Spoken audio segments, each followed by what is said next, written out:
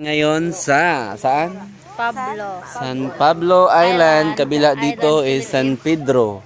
Tama ba? So, dito ang linaw ng tubig. Ang linis ng tubig. Pumupugi kami lalo at gumaganda. Ano, ang sarap. Tubig na iinom. Ang dagat. Nature. Dito sobrang refreshing. Walang computer, walang ano. Kumenta na gajud ka na Kuya Clark. Lahat. Full charge na Nescaloy. So wala may bayad sa cottage kasi libre. Salamat kay Imard Tukmo for his kindness. Ug sa iyang mga kauban, ladies and gentlemen. Ang tinawa guys, oh grabe. Napaganis ko an guys, pinaka babaw. So sa lahat ng taga Manila guys, PM na lang kayo. At pwede kayo maging tour. Ako po ay pwede nyo maging tourist guide with 3,500 a day. Huy, ang mahal. 3,500 a day.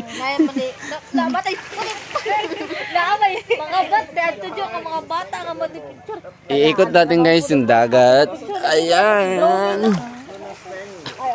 So nandito pa kami sa babaw kasi mainit pa doon.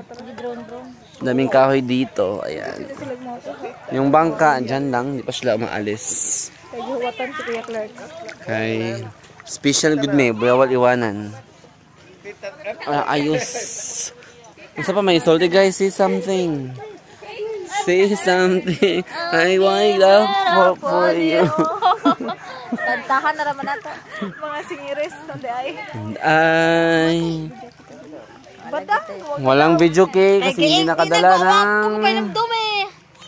Buwa mo nang ingon po no. Dahuot mo dito. Aron ninduto dyan po. Ano ba? Sobrang ganda talaga dito guys. Sa po. Bao, ewan ko sa island na ito. Overnight kami dito. So, salamat sa mga nag-imbita sa akin. Sa mga youth. Okay. Mamaak lagi. Yan lang guys. Maraming salamat. Hindi mo sa ulitin. Mag-video pa kami ng marami dito guys. Abangan nyo ang aming team dito. Mamaya. At may mga games pa kami gagawin. Bye. Hope.